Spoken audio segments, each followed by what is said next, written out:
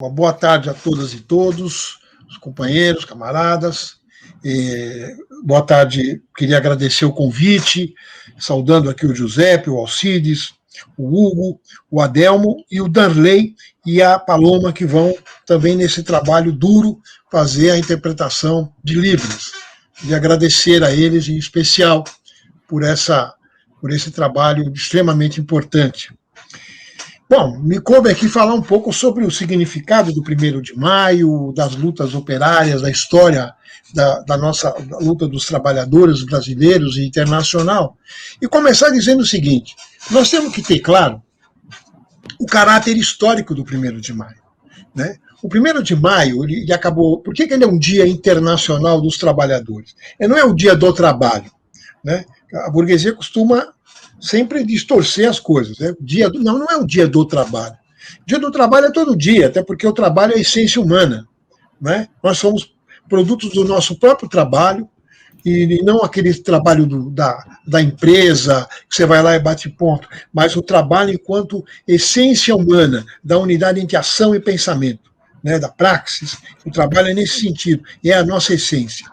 Mas o 1º de maio, que é o dia do trabalhador, na verdade, é uma greve geral simbólica mundial.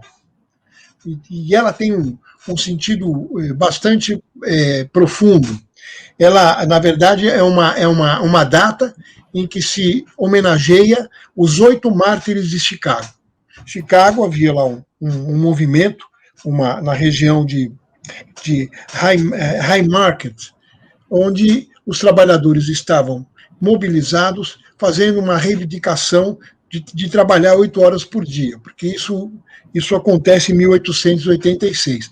Nesse período, né, a burguesia vinha explorando os trabalhadores, colocando para trabalhar 12, 14 horas por dia, tendo trabalho infantil, mulheres grávidas, quando tinham que sair para ter seus filhos, perdiam o emprego. Quer dizer, era uma reivindicação da maior...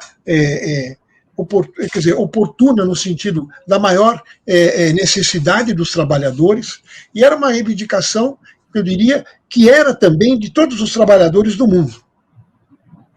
Essa manifestação, essa paralisação, foi reprimida violentamente. E ali, nessa repressão, morreram 8 camaradas, 8 companheiros operários, que eu vou dizer os nomes aqui: Albert Parsons, Louis Ling, Adolf Fischer, George Engel, não é o Engels, é George Engel, August Spies, Michael Schwab, Samuel Fielden e Oscar Neebe. Esses são os 5 companheiros que foram assassinados em Chicago em 1886. Daquele dia em diante, todo o 1º de maio, menos os Estados Unidos não comemoram o Dia do Trabalhador no 1º de maio. Por quê? Por uma questão óbvia. Ali que assassinaram os trabalhadores, ali que a repressão foi brutal, aliás, não é novidade, né? A gente sabe que os Estados Unidos também ali há uma tradição de brutal repressão aos movimentos dos trabalhadores, brutal repressão aos negros, brutal repressão aos latino-americanos, não é? E um país que finge ser democrático, mas que elege o presidente da República num colégio eleitoral de 400 pessoas, num país de 400 milhões de habitantes.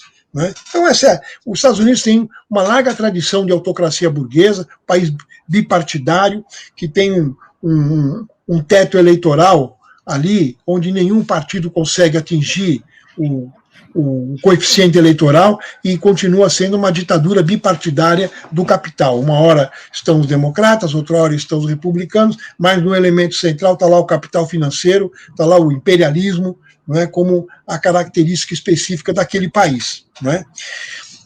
Quando você pensa nessa movimentação dos operários, os operários estadunidenses, provavelmente aqui pelos próprios sobrenomes, a gente percebe que eram imigrantes, alguns de origem alemã, Fischer, Spies, Schwab, né, Fielden, né, Niebuhr, e também tinha os irlandeses, que eram também trabalhadores vivendo em condições precárias. Os trabalhadores estadunidenses vivem permanentemente em situação precária, naquele tempo e hoje. Ali não tem saúde pública, ali não tem aposentadoria, ali você é um salve-se quem puder. É um pouco aquilo que o Guedes e o Bolsonaro estão tentando fazer aqui no Brasil, né, desmontar as conquistas dos trabalhadores e deixar nós trabalhadores na rua da amargura.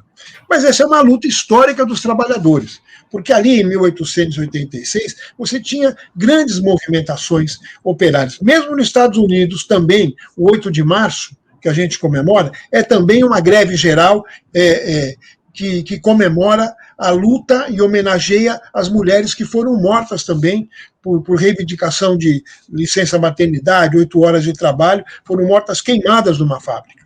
Então, obviamente, a gente percebe que esses dias que nós comemoramos, tanto o Dia da Mulher Trabalhadora, como o 1º de maio, Dia dos Trabalhadores e Trabalhadoras, né, são dias de luta.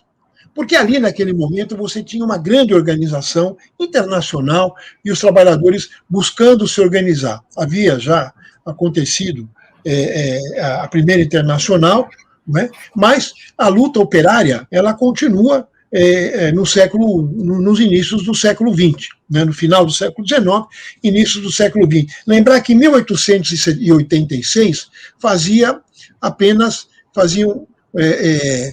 alguns anos, tentando aqui fazer o cálculo, faziam 7 anos que havia acontecido a Comuna de Paris, 1871. Né? Então, era um momento muito importante, né, de comemoração também da primeira tomada do poder pelos trabalhadores em Paris. Portanto, a classe trabalhadora ela tem essa característica de luta internacional e ainda nós não perdemos essa característica da solidariedade internacional e da luta internacional. Existem entidades de classe, né? Porque não adianta você ter sindicato, você tem que ter sindicato de corte classista. E existem entidades internacionais de corte classista, como a Federação Sindical Mundial, por exemplo, né? que é uma grande federação que congrega os sindicatos mais compatíveis do mundo. Mas também não era só ali na Europa ou nos Estados Unidos que tínhamos a luta de organização dos trabalhadores. Eu vou falar bastante da luta organizativa dos nossos trabalhadores brasileiros. Obviamente, nós temos uma característica que marca o Brasil, como marca também lá nos Estados Unidos, né, que é o racismo estrutural. O racismo estrutural não é privilégio do Brasil, é um privilégio também dos Estados Unidos da América. Né? É só a gente ver o noticiário. Cotidianamente você tem a polícia matando algum negro, algum latino-americano, que eles costumam chamar de latinos. Né? E por que eles chamam a gente que nasce na América Latina de latinos? Nós não somos latinos. Latino é quem nasce em Latina, na Itália, na região do Lácio. Aliás, de onde vem o latim, que é uma língua. Nós somos países da América Latina onde se fala línguas neolatinas. Português, espanhol, francês no Haiti, né? Francês e o creole, que é uma corruptela do francês, né? Na América Latina se fala, portanto, línguas neolatinas. Então, a rigor, nós somos latino-americanos. Latino-americanos porque falamos línguas neolatinas. Nós não somos latinos. Nós não somos hispânicos. Até porque quem fala espanhol e mora na América Latina não é espanhol. Ele fala uma língua neolatina, espanhola, específica da América Latina, com sotaques específicos, com expressões específicas, assim como o nosso português é o português brasileiro, eles têm o espanhol latino-americano. Né? A sociedade brasileira tem na sua tradição também a marca profunda, a cicatriz e a ferida profunda da escravidão. Quer dizer, o processo da construção do Estado Nacional Brasileiro é feito através de uma elite que mantinha trabalhadores escravizados. Inicialmente, no Brasil colonial, século XVI, a deportação de escravos, de negros africanos que são escravizados, sequestrados de suas terras e trazidos para trabalhar como trabalho escravo na América Latina, em especial no Brasil, que é uma grande quantidade de negros que são sequestrados e trazidos para cá, já marca a característica da forma econômica. É um trabalho. Porque a diferença, por exemplo, quando a gente pode perguntar, mas qual é a diferença, Mazeu, entre a escravidão do mundo antigo, da Grécia, de Roma, e a escravidão do mundo moderno? Né, do Brasil, do Suriname, da América Central, de Cuba, né, do Haiti, ou das províncias do sul dos Estados Unidos, ou das colônias inglesas da América do Norte, as colônias situadas ao sul, antes de acontecer, de ser fundado o país Estados Unidos da América. A característica é que esta escravidão é uma escravidão que produz para o mercado internacional. Né? Teve muita discussão, qual é o caráter da escravidão na América, é feudalismo. Hoje tem um consenso que esse trabalho que os negros escravizados faziam, portanto, ele tinha um caráter de trabalho forçado. Ele não é mais o trabalho escravo, que também era forçado, mas que do mundo antigo, que se direcionava para a subsistência do senhor, do dono do escravo.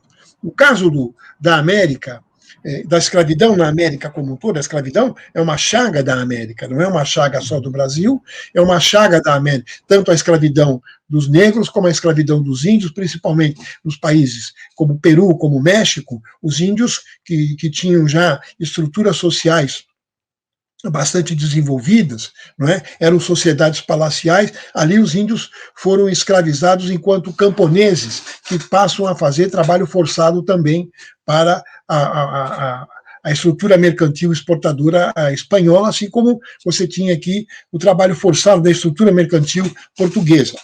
Os nossos escravos, os nossos negros escravizados aqui, trabalhavam para o mercado internacional, produziam açúcar, produziam tabaco, produziam algodão, produziam anil, não é?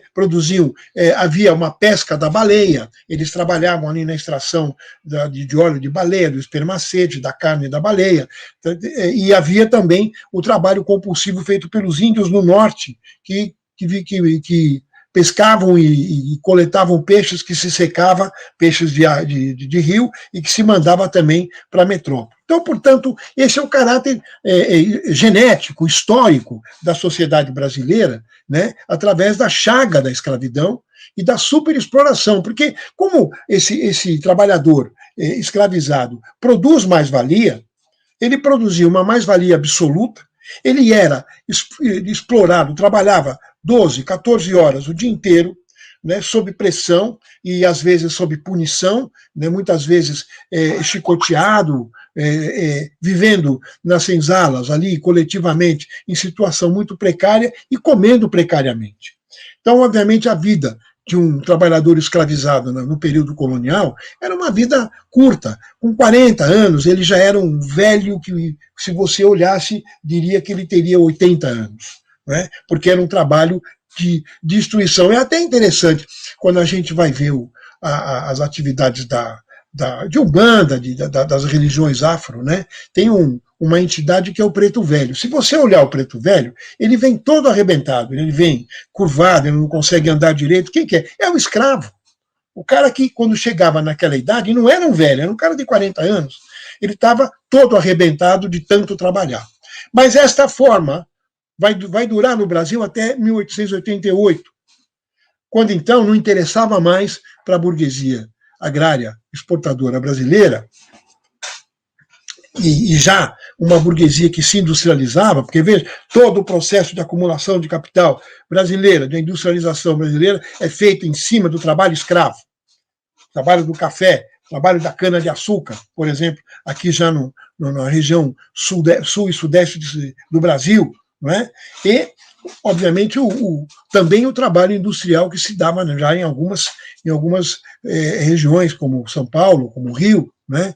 E os trabalhadores que eram imigrantes e também eram tratados não muito diferentemente dos ex-escravos. Porque a diferença é que, quando se abole a escravidão, é um processo também muito complicado, porque quando se abole a escravidão, se decreta a marginalização do negro. Não é que se aboliu a escravidão e se incorporou esse negro no processo produtivo. Pelo contrário, como você tinha uma imigração, inclusive uma imigração com objetivos racistas de branquear o Brasil, que, vamos dizer, o grande assessor do imperador Dom Pedro II era o Gobineau. O Barão de Gobineau, que era um assessor da Embaixada Francesa no Rio de Janeiro, é o maior teórico do racismo. A gente costuma pensar, bom, o teórico do racismo é algum alemão, não, era um francês, chamado Conde de Gobineau, e era um cara que era muito amigo da família real, que era escravista, obviamente, e ali ele vai aconselhar o Dom Pedro II a abrir as portas para uma imigração branca. E aí você vai ter imigração italiana, alemã, espanhola, não é? No Brasil, polonesa depois, né? Vai vir, principalmente os alemães vão para o sul, os italianos vêm para São Paulo, uma parte para Minas, mas o contingente maior vem para o estado de São Paulo. São milhões de imigrantes. E os negros que deixam de ser escravizados são marginalizados, eles não são absorvidos. A absorção do negro vai demorar, eu diria, até mais ou menos a segunda metade do século XX. A absorção em massa desse negro para o trabalho industrial. E mesmo assim não vai ser o maior contingente dos operários das grandes fábricas brasileiras.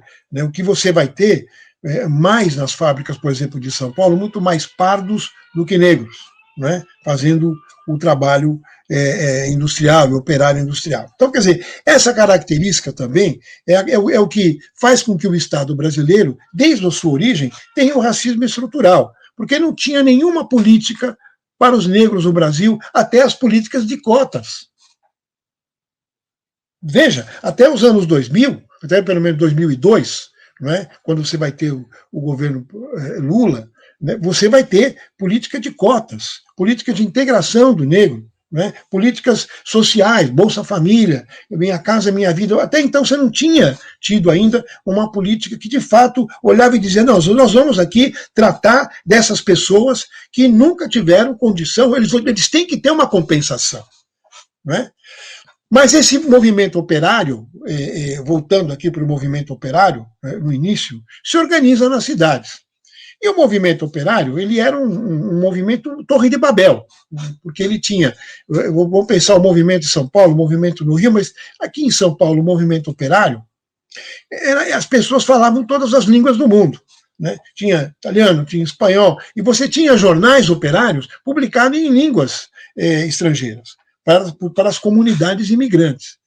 Esses operários que vão constituir a classe operária brasileira, mais tarde também vão chegando negros em minoria, lembrar sempre que o negro é muito minoria na integração da economia brasileira. Ficou sempre muito, é o que explica, os negros morarem nos morros, nas palafitas, nas periferias das cidades.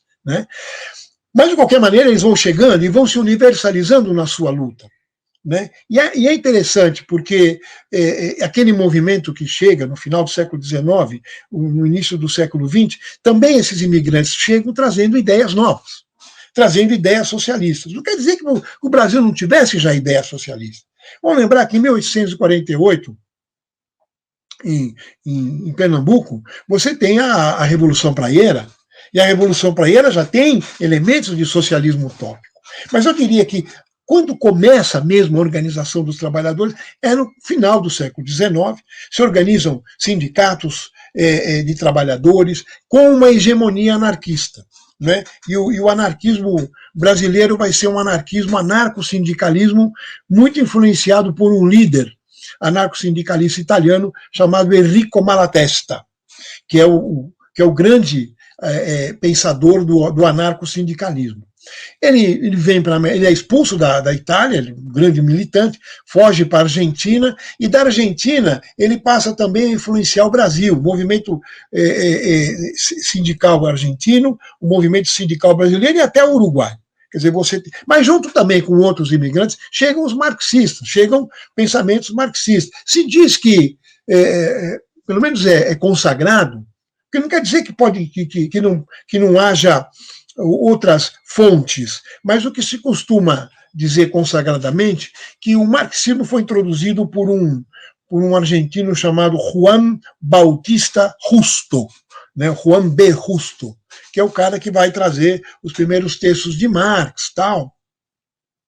Enfim, e o marxismo chega aqui também na América do Sul. O mais interessante é que esses movimentos anarquistas, eles podiam ter mil problemas. Se costuma dizer, em geral, que eles eram muito mais um movimento político, ético, do que, de fato, um movimento organizativo. Eles tinham muita dificuldade de se organizar. Até, eu acho que no Brasil eles deram um passo enorme, eles fundaram a COB, a Central Operária Brasileira. Né? Isso era muito importante. A COB fez muitas greves, teve 2 congressos. Interessante que no primeiro congresso da COB, quem vai ser o secretário e o cara que vai redigir as atas e ajudar a organizar a COB é o Astrogildo Pereira, que na época era um jovem jornalista anarquista e que mais tarde vai ser um dos fundadores do Partido Comunista Brasileiro. Vai ser, inclusive, o primeiro secretário-geral, de fato, do PCB. Mas o que é interessante é exatamente isso. Esses movimentos anarquistas, e no Brasil eles ganham, eles procuram ter uma central, eles procuram ter sindicato, mas eles não têm também um centralismo, eles não acreditam em partido. E a própria visão sindical, mesmo que seja um anarco-sindicalismo, é pulverizada. Mas eles fazem muitas greves, eles fazem muitos confrontos, muitas organizações, eles colocam questões novas para uma sociedade que saía da escravidão e uma sociedade agrária que saía também de uma classe dirigente nobre. Até então, até o Império, em 1889, todo esse conjunto da classe dirigente, donos de empresas, donos de plantações de café, donos latifundiários em geral, tinham títulos de nobreza, era barão, duque, né, aquela coisa toda. Até hoje a gente tem ruas aí, barão de não sei o quê, que em São Paulo tem muita rua assim, duque não sei o que lá, barão de Cotegipe. Então, podia até mudar de nome, a gente há muito tempo a gente já não é monarquia. Não tem por que manter essas ruas com esses nomes monarquistas se nós somos republicanos, né? Pelo menos tentamos ser, né? A gente tem dificuldade para ser, inclusive, republicano no mundo de hoje, no Brasil de hoje. Mas o que eu quero chamar a atenção é que esse movimento operário, ele acaba confrontando e crescendo de tal modo que eu diria que há um corte nele qualitativo. Mas antes disso, eu quero dizer, o movimento anarquista vai ser o primeiro movimento operário que vai colocar a classe operária como protagonista. Isso é importante a gente pagar esse tributo para os camaradas anarquistas do início do século, final do século XIX, início do século XX. Eles fizeram muitos confrontos, mas eles colocaram literatura operária. Eles tinham, você sabe que se vivia, naquela época, até pelo menos 1920, jornalistas viviam da imprensa operária.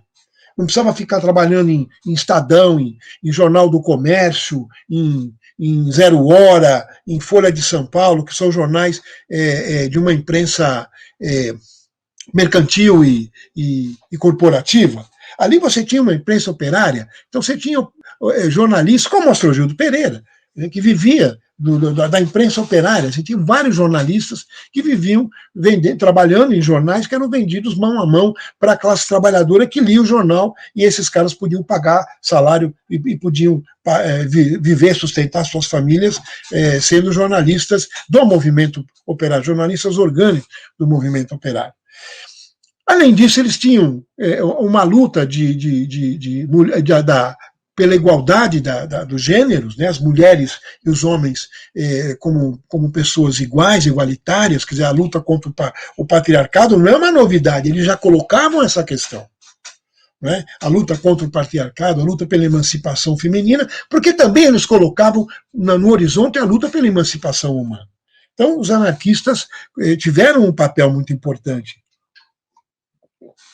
Mas o próprio processo de lutas e de acumulação faz com que as contradições se acirrem, porque o Brasil também ganha intensidade no processo de industrialização. Um ano emblemático, 1917, mas em julho, né, você tem uma grande greve em São Paulo, antes da Revolução, mas obviamente o movimento operário já estava fervendo. Estava fervendo na Europa, estava fervendo na Alemanha, estava fervendo na Rússia. Né? Você já tinha tido a primeira tentativa da Revolução na Rússia em 1905, né, dos soviets e tal. Então, o mundo fervia, o movimento operário ele é sensível, ele é mundial. Por mais que naquela época a comunicação fosse difícil, mas se comunicava com telegramas, com cartas, né, chegavam textos, se traduziam textos. Então, o movimento operário nunca deixou, nunca ficou fechado em si mesmo. Ele sempre teve que ser, pela sua característica, tinha que ser internacionalista. Em 17, há uma greve aqui em São Paulo, no bairro da Moca. O bairro da Moca era um bairro operário. Hoje não é mais, hoje é um bairro de classe média. Tem um setor, mas é minoritário, que hoje é um setor de imigrantes, tem muito nordestino, mas também tem muito imigrantes da América Latina, ali tem colombianos, bolivianos, peruanos, né, paraguaios, mas sempre foi, então, um bairro de operários e de imigrantes. Eu mesmo, que descendo de italianos, nasci na Moca, né, porque a minha família veio da Itália e foi morar onde? Na Moca, que era o bairro dos trabalhadores, dos imigrantes, né, que chegavam para ganhar a vida, porque também eram expulsos de suas terras na Europa, né, eram camponeses, que era a família da minha mãe, por exemplo, camponeses que perderam as terras, então teve que imigrar, né, e, enfim, a família do meu pai, que tiveram que imigrar para poder sobreviver, migraram para a América, né? O que é interessante é que ali também era um bairro operário de grande movimentação, e em 1917 tem a greve numa fábrica de tecido chamada Fábrica Crespi, que pertencia ao conde Crespi, um conde italiano. A Itália era uma monarquia, que mantinha uma grande empresa aqui, mas não é só uma grande empresa, era uma empresa de bastante trabalhadores que produzia uma quantidade de tecidos enorme e que já tinha creche para trabalhadoras, né, tal, mas mesmo assim os trabalhadores fazem uma greve para diminuir a jornada de trabalho e para garantir para terminar o trabalho infantil e para garantir que as mulheres que saíam para ter seus filhos tivessem seus empregos garantidos. E principalmente jornada de 8 horas de trabalho, porque eles trabalhavam 12. A greve começa ali que eles chamavam de cotonifício, né, quer dizer, se produzia tecidos de algodão no Crespi, e se espalha pela cidade. Vai parar numa outra fábrica de tecido chamada Tabacou, vai parar na Antártica, na fábrica de cervejas, vai parar o bonde, aqui tinha o bonde, né? Vai parar vai parando a cidade, e a cidade toda entra em greve, né? E o que é interessante é que é uma greve unificada, e passa a ter um comando de greve, uma coisa que não tinha até então nas greves, um comando de greve composto por membros que atuavam na COB e também por operários dessas fábricas. Eram 3 caras muito importantes. Um chamava-se Monicelli, que era italiano, você tinha o Candeias, que era de origem portuguesa, e você tinha o Edgar Lohenrot, ou Lohenrot, como se costuma chamar no Brasil, mas o nome dele é Lohenrot, cujos arquivos estão na Unicamp, estão lá até hoje. Ele era um grande dirigente do movimento anarquista brasileiro, da região de São Paulo, aqui, e eles fazem uma greve. E a greve cria um impasse. Tem muita repressão. A força pública, na época, a PM chamava-se Força Pública, a força pública cerca a cidade, cria bloqueios, tinha lugares onde tinham metralhadoras .30. Metralhadora .30 é uma metralhadora de guerra, né, para você atirar em carros de combate blindados, já tinha naquela época isso, né, mas instalam metralhadoras, cavalaria na rua e tal. E o impasse é tão grande, a cidade está parada, porque já a Companhia de Força e Luz já aderiu, a Companhia de Água e Esgoto já aderiu, quer dizer, São Paulo está parado, todas as fábricas param, né?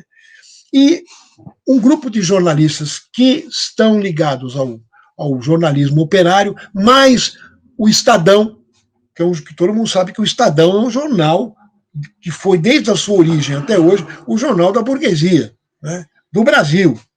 Mas o Estadão oferece as suas dependências para fazer as negociações da greve. E se faz a negociação da greve. Durante as negociações, você tem manifestações, morre na repressão, morre um anarquista espanhol, ele é o típico, né? Anarquista espanhol e sapateiro, chamado Antônio Martínez, né? É morto. E no enterro de Antônio Martínez tem milhares de pessoas. Milhares de pessoas. Lembrar que São Paulo, ali naquela época, tivesse 1 milhão de habitantes, era muito. Então você tem um enterro com 30 mil pessoas, é muita coisa. Né? Até o enterro era uma ameaça, que foi no enterro do Antônio Martins. Para vocês terem uma ideia, o bairro da Moca tem muitas tradições, obviamente é um bairro de lutas. E até hoje, tem um time lá que foi fundado, era um time que era ligado a essa fábrica, mas era um time dos operários, que chama-se Juventus Paulista. É um time que hoje joga na segunda divisão. E até hoje, quando a gente vai no estádio do Juventus, que é um estádio centenário, tem uma charanga ali que toca, né?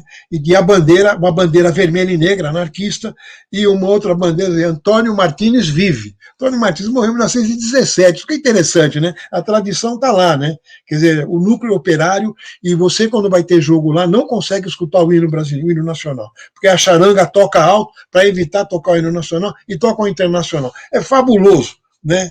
Essa tradição que esta greve coloca. Mas é uma greve que os trabalhadores acabam negociando e acabam ganhando todas as perspectivas, a burguesia cede, não é? E aí aparece uma grande contradição e, ao mesmo tempo, algo muito importante no movimento operário brasileiro, né?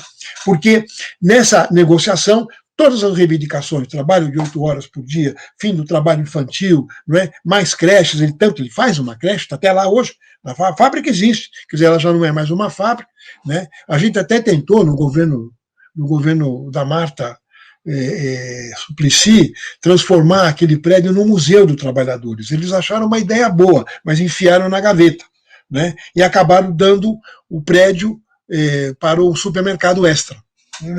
Vê que os camaradas aqui não estavam muito interessados em fazer um Museu dos Trabalhadores com a dimensão dessa greve, né? Então está lá, as creches continuam, são museu, mas o prédio da fábrica, ainda que ele seja mantido na sua forma, ele está tombado pelo patrimônio histórico, é um supermercado Extra. É uma tragédia isso, né? Mas a fábrica Antártica está lá, né? São tubos de cobre, uma maravilha, também está tombada. E nessa greve os trabalhadores ganham. Só que quando eles se desmobilizam, aí a repressão prende os 3 dirigentes, né, o Candeias, Monicelli e Lohenro.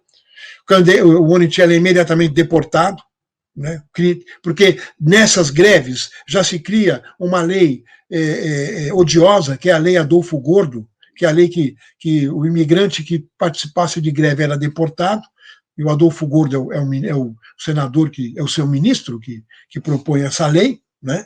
Tem a Lei Adolfo Gordo I e a Lei Adolfo Gordo II, uma lei leis repressivas, que inclusive foi utilizada para deportar a Olga Benário. De qualquer, a mulher do Luiz Carlos Prestes, né? Para a Alemanha, sendo ela uma alemã judia e comunista. Todo mundo sabia que o fim dela ia ser num campo de concentração. E, de qualquer maneira, a greve eles ganham, mas não levam. E aí, isso cria uma discussão. Pô, se a gente não tiver permanentemente organizado e mobilizado, toda a greve que a gente ganhar, assim que acabar, a polícia vem, prende a liderança, prende uma parte dos grevistas, demite das fábricas e volta tudo como era. Então, eu acho que 17 é importante, porque é um marco no movimento. Eu diria que é o apogeu e a decadência do movimento anarquista. É a grande greve, é uma greve que repercute no Rio de Janeiro em 1918, né? Tem um movimento enorme no Rio, anarquista, né? Que ali participa também alguns caras que serão no futuro dirigentes do PCB, né? É um movimento maluco. Eu até quero chamar a atenção que você tem greves, né? Só que você tem um movimento de militares, de tenentes que estavam virando de esquerda, né? Que já tinham militares que já eram de esquerda em 18 e que vão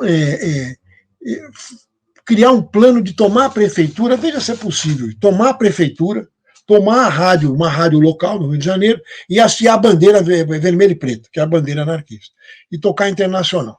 O movimento era esse. Obviamente era um movimento tão bandeiroso que estava cheio de policial infiltrado. Não pensa que policial infiltrado é coisa da modernidade. Já lá, em 1918 já tinha, né?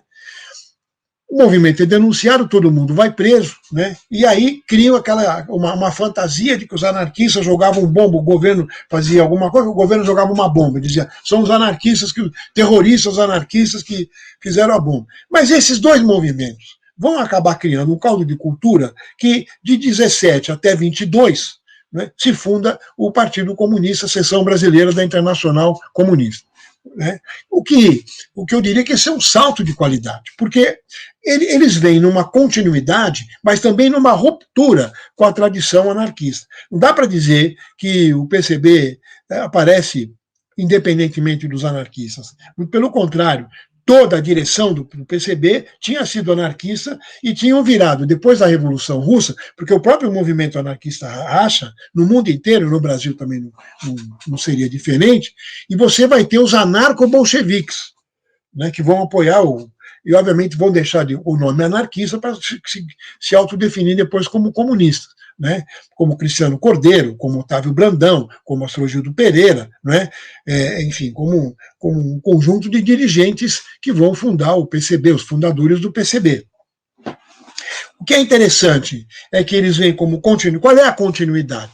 A continuidade é o protagonismo operário, é uma imprensa operária, é o incentivo à cultura operária, à literatura operária, aos poemas operários. Agora mesmo escutamos na abertura, um poema proletário, né, na abertura dos nossos trabalhos. Enfim, isso vem dessa larga tradição, né, de um movimento operário que ganha qualidade a partir de 22, qualidade organizativa, cria um partido. Né? E é uma ousadia. Então, se nós pararmos para pensar o significado da fundação do Partido Comunista, é um significado fundamental. Primeiro que o Partido Comunista surge legitimamente das greves e dos acúmulos dos movimentos operários brasileiros. Isso é a primeira coisa. A segunda coisa é que o Partido Comunista é fundado com delegações de quase todo o país. A terceira coisa, a continuidade e a ruptura. A ruptura é que agora os trabalhadores têm um partido. E qual é a ousadia? Num país de tradição escravista, um país que fazia muito pouco tempo que os escravos tinha sido abolida a escravidão, né? Se coloca como um partido que diz: nós representamos os trabalhadores e os trabalhadores explorados do Brasil. Né? Olha a ousadia, mas mais do que isso, nós agora temos uma imprensa, né, cotidiana, nós agora temos um jornal de cultura, porque nós organizamos só o movimento, nós organizamos o movimento, a consciência e organizamos a cultura também do movimento operário. Vamos fazer com que esse movimento... E aí ganha uma dimensão que acaba atingindo também a organização dos camponeses, né, dos trabalhadores do campo.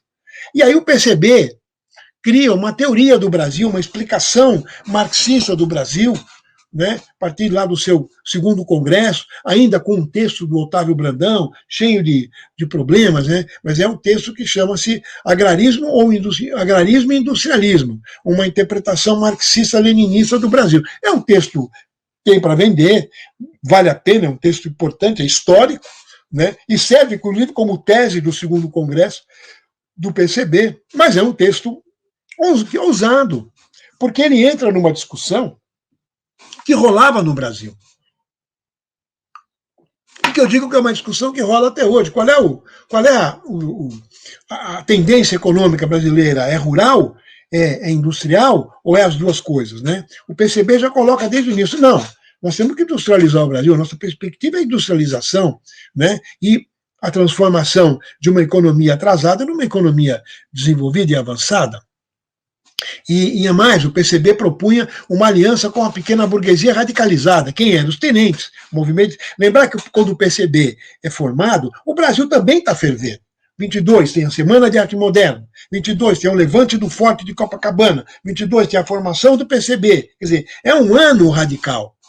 Radical no sentido mais positivo da palavra, da raiz. Né? Então é um ano de grandes movimentações. E o PCB, quando ele organiza a cultura, ele vai trazer os poetas progressistas, vai trazer os escritores progressistas para o seu lado. Vai ter, imagina, o proletariado andava com um jornal de cultura no bolso. Isso era um assinte para a classe dominante. E pior, quando ele funda o Bloco Operário Camponês, o BOC, para sair em campanha eleitoral, ele lança o primeiro candidato negro a presidente da República.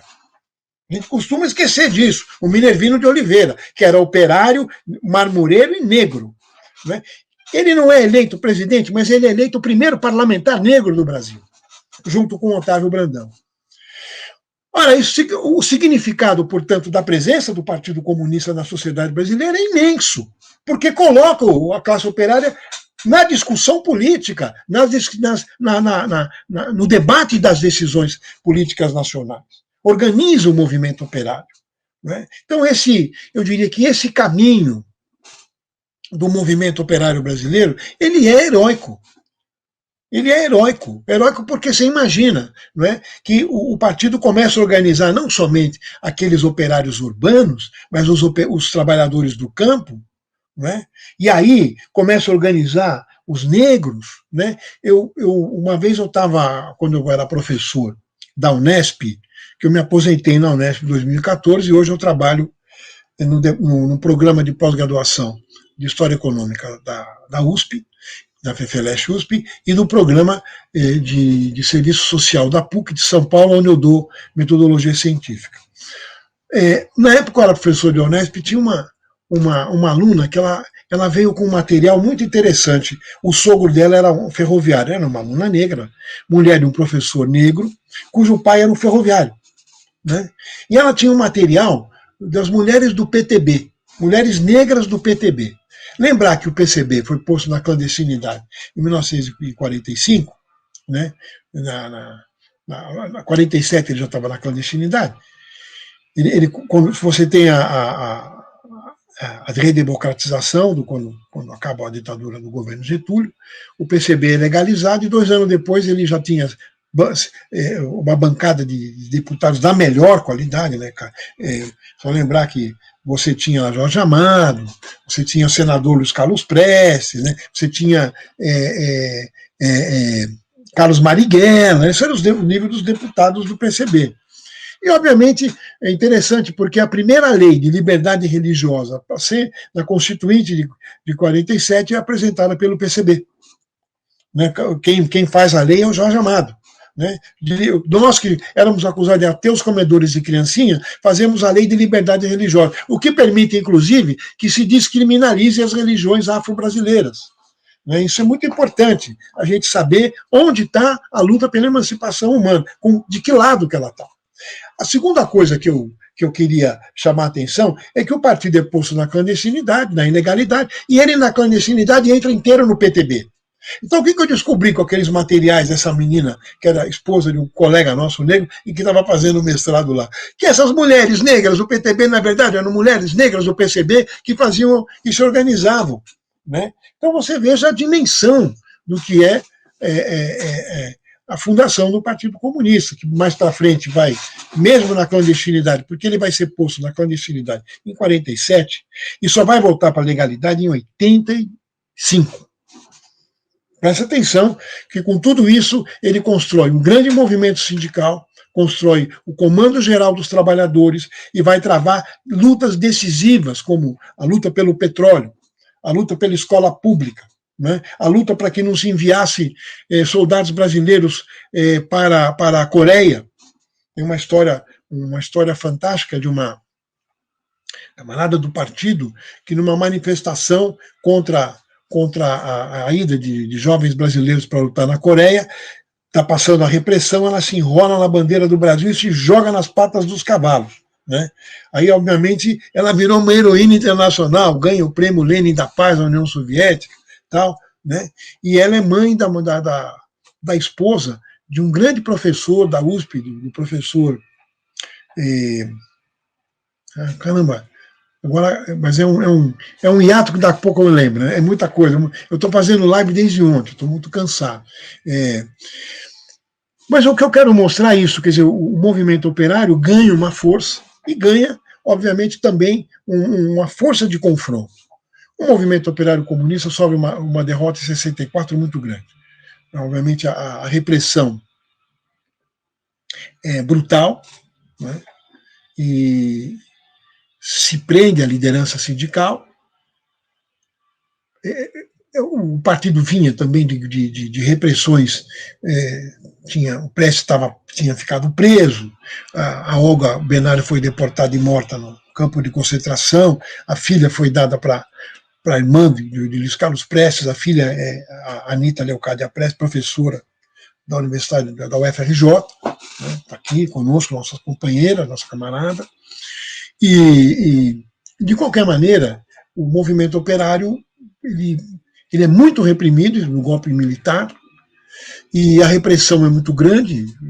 Além das prisões em 64, você vai ter prisões em 72, prisões e assassinatos em 75, né, onde morrerão 8 membros do Comitê Central, que até hoje não foram localizados, 2.500 prisões e dezenas de militantes do PCB assassinados, assim como outros militantes de grupos que são dissidentes do PCB, não é, como a LN, de Carlos Marighella, como o PCBR de Jacó Gorender, né?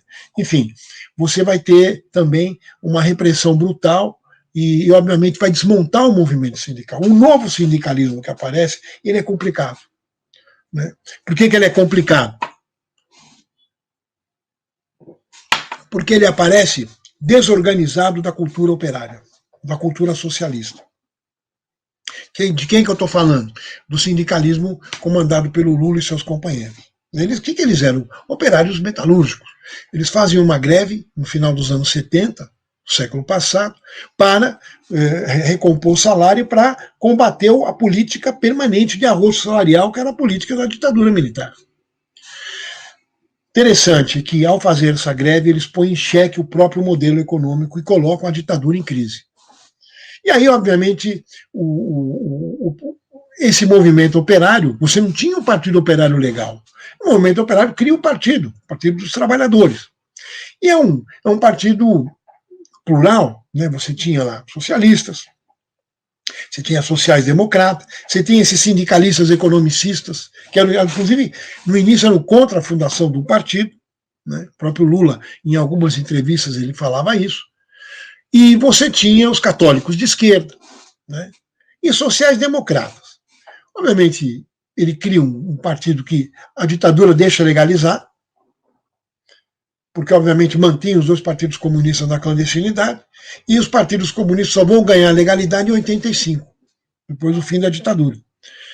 E, obviamente, tem uma coisa interessante, porque também o movimento operário que funda o PT tinha críticas corretas, inclusive, ao Partido Comunista, né? E ao PCdoB, também, que é um partido que surge em 62 como racha do PCB, um outro partido de dissidência do PCB, fundado por João Amazonas, por Maurício Grabois, por Diógenes de Arruda, né? De qualquer maneira, o PT ele aparece como uma coisa nova, como uma grande possibilidade, né? As greves espalharam pelo Brasil, as greves, a perspectiva de organização independente dos trabalhadores chegou, inclusive, na pequena burguesia, que já tinha se proletarizado, né, virando trabalhadores assalariados, e eu acho que o PT cumpriu um papel importante.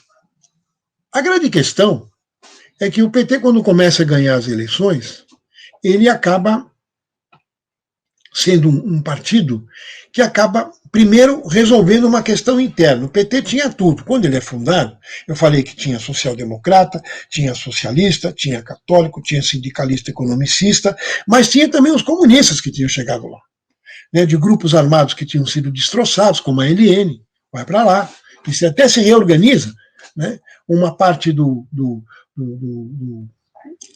das dissidências de outros partidos vão para lá, então você tem os núcleos comunistas, inclusive uma forte presença de trotskistas ali, né? Inclusive a convergência socialista que está ali. Qual é o primeiro ato? É expulsar os núcleos marxistas do PT. A convergência socialista expulsa e acaba criando o seu partido PSTU, né? Que vem da convergência socialista. Agora outros grupos foram cooptados. Então, qual é a aliança hegemônica que o PT acaba construindo?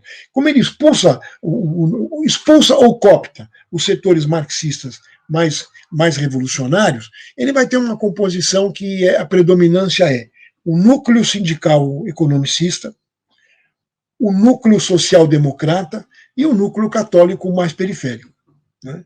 E aí o PT passa de um partido que nasce de um grande movimento operário para um partido conciliador, né, e que acaba fazendo, principalmente quando Lula ganha o governo, né, ele acaba fazendo a carta aos brasileiros, e eu quero dizer para vocês que o PCB fez parte da campanha de 2002. Eu era um dos representantes do partido no comando da campanha de Lula. Eu, o camarada Edmilson Costa e um outro camarada. Né? Agora, professor, a gente tem ainda 8 minutos, 7 minutos para o encerramento. Estou encerrando. E a gente faz as perguntas. Eu estou encerrando. Na verdade, quer dizer, o PT passa de ser um partido de conciliação de classe. Muito do que nós estamos vivendo hoje, apesar dele ter feito coisas importantes, vamos primeiro falar o positivo. Né, quando foi na minha fala inicial, cotas, né, políticas de compensação importantíssimas, e não é uma invenção do PT, você sabe que essas cotas são já uma conquista dos negros dos Estados Unidos, que a gente positivamente copiou, né, e eu diria, radicalizou, eu acho que num bom sentido. Nós pegamos, por exemplo, os nossos estudantes negros, pardos, né, indígenas, e pusemos na universidade pública. Então você tem hoje estudantes, profissionais negros que já são, negros, pardos, indígenas, que já são resultado dessas políticas. Políticas como moradia, como Minha Casa Minha Vida, Bolsa Família, mas isso era muito pouco. Porque, para fazer isso, os governos do PT, Lula, atrelam o movimento sindical, atrelam os movimentos sociais aos interesses da burguesia.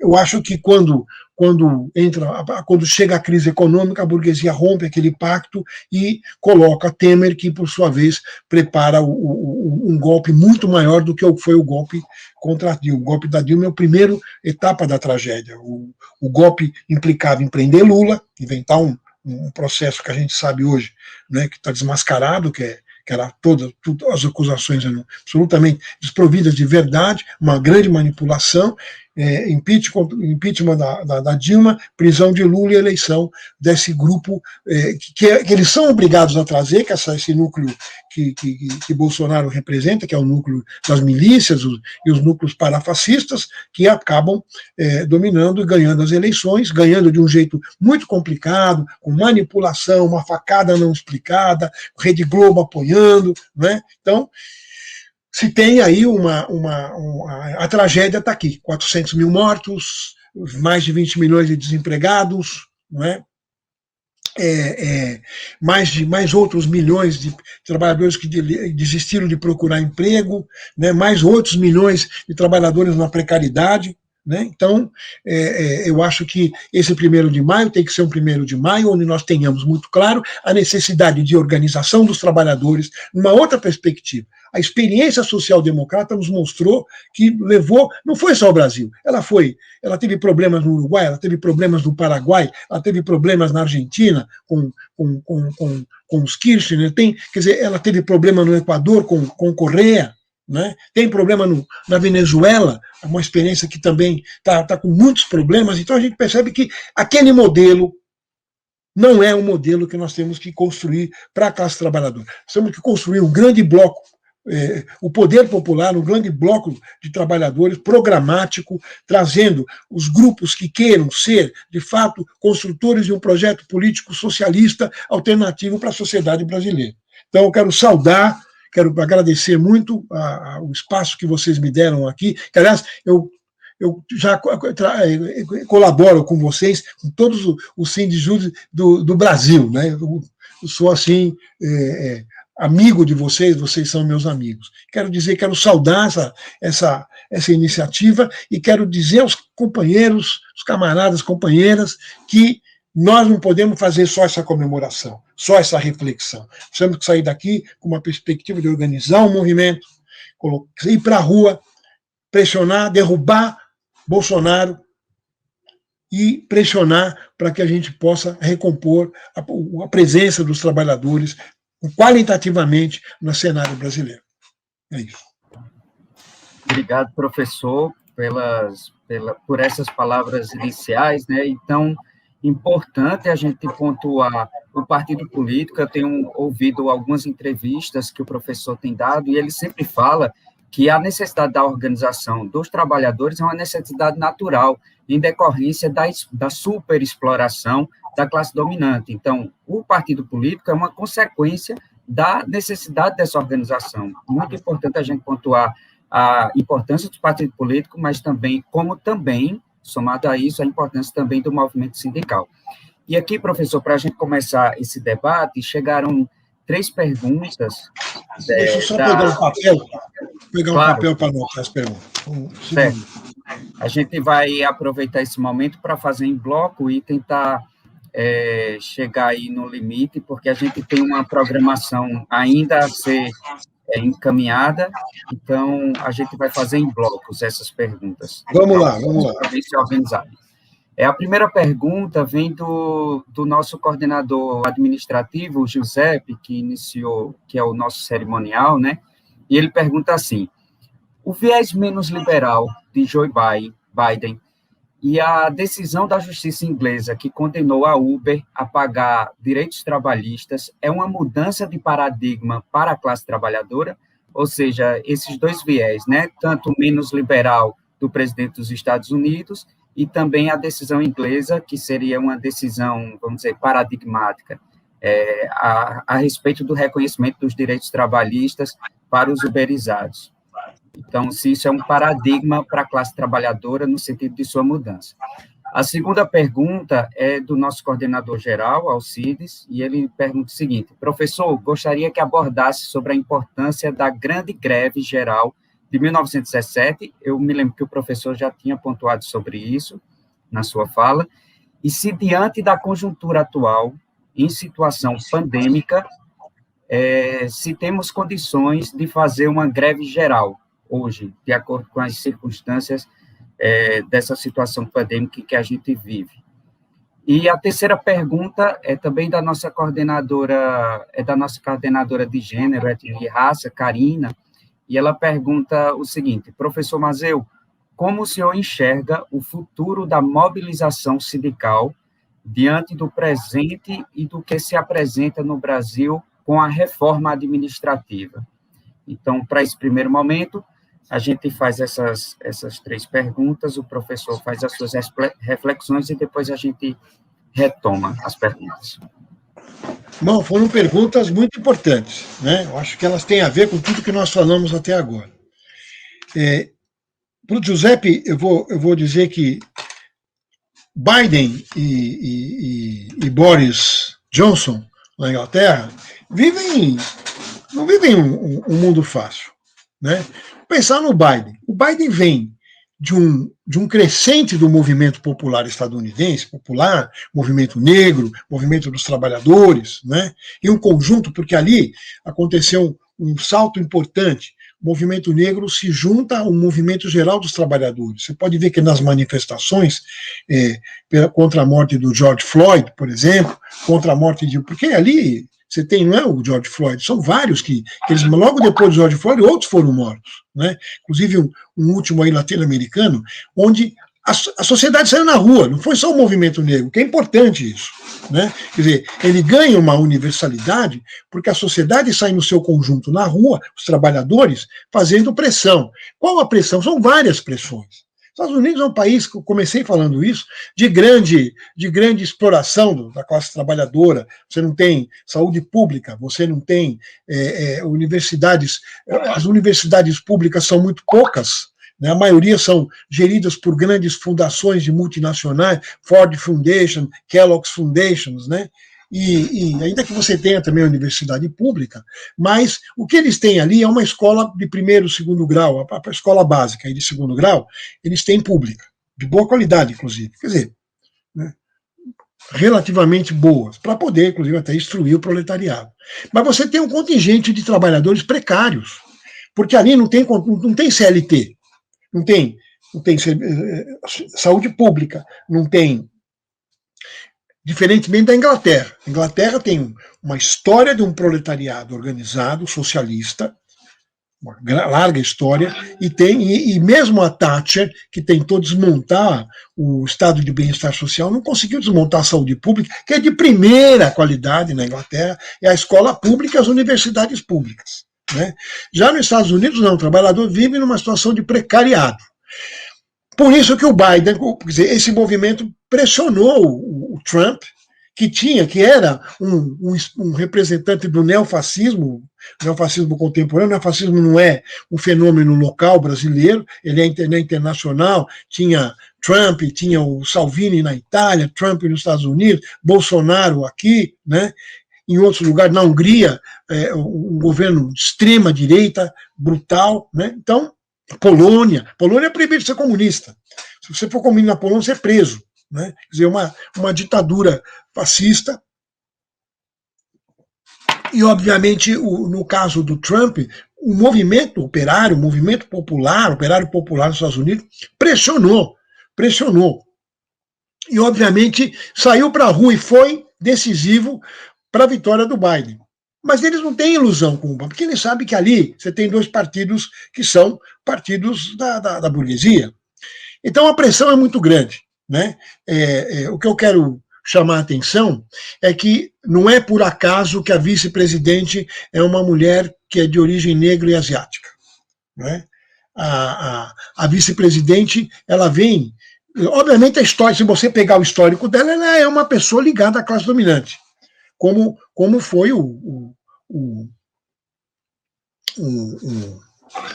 presidente negro dos Estados Unidos,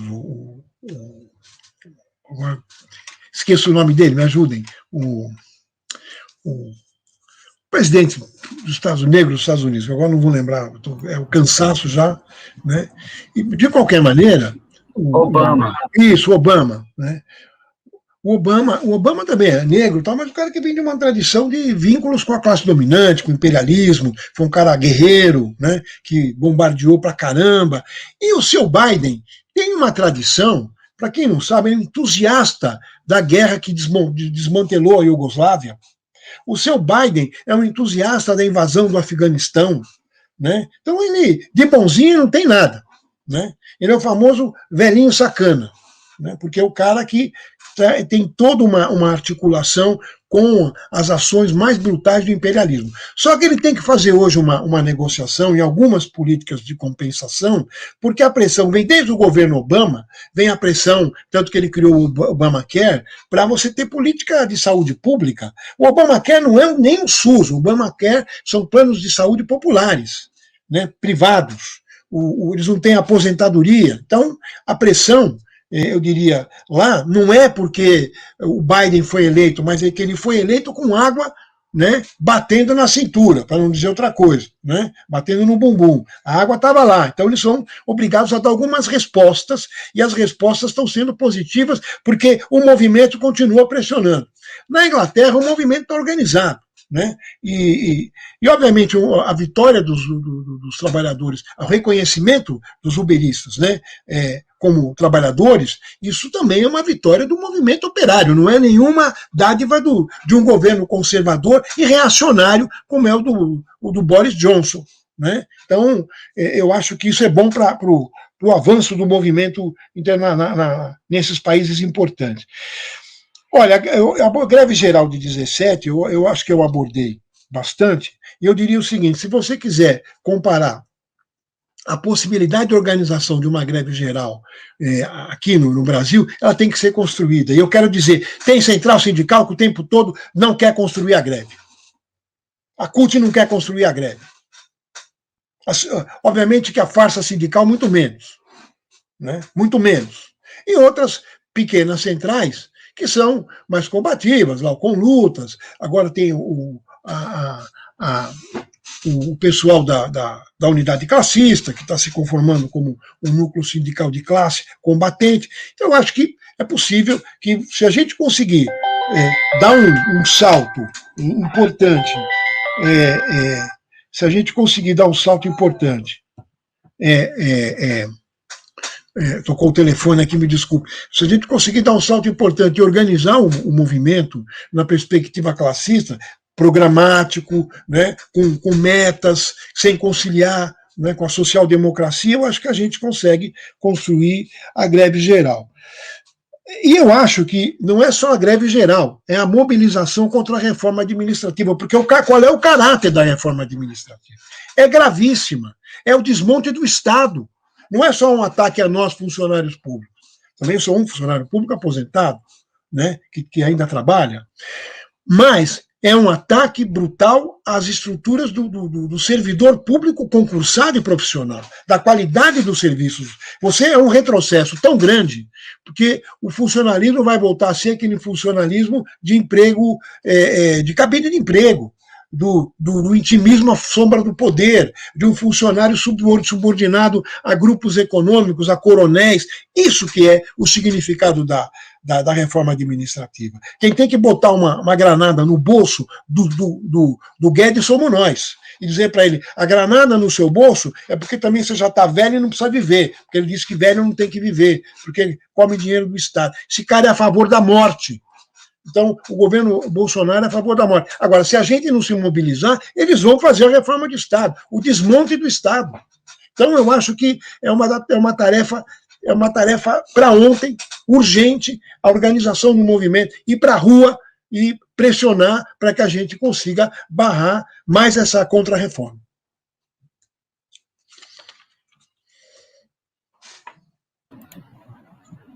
Obrigado, professor. A gente já está encerrando assim, o tempo. A gente tem tem as programações que hão de vir, já chamando aqui Giuseppe, e ao mesmo tempo que a gente, em nome do Sindijude, agradece a sua presença, sua disponibilidade, professor, e queria que o senhor encerrasse a sua participação com a mensagem de ânimo e otimismo na organização da classe trabalhadora, principalmente nesse 1º de maio. Eu quero terminar dizendo o seguinte, eu tenho toda a confiança de que a gente vai conseguir superar esse momento, que nós vamos nos organizar, numa perspectiva classista, porque isso é que a classe quer, e a classe tem que se organizar para lutar. Então, nós estamos aqui hoje fazendo essas reflexões para lutar. Né? Então, queria agradecer mais uma vez ao convite, àqueles que estão nos ouvindo até agora, morrendo de fome, né? E quero agradecer muito o Danley e a companheira Poliana pelo trabalho, né? Trabalho duro, eu sei que é difícil e cansativo, mas é muito importante. Eu queria carinhosamente dar um abraço em vocês dois por ter feito esse trabalho importante que vocês fazem. Muito obrigado, camaradas, companheiros. Vamos para a luta que segue.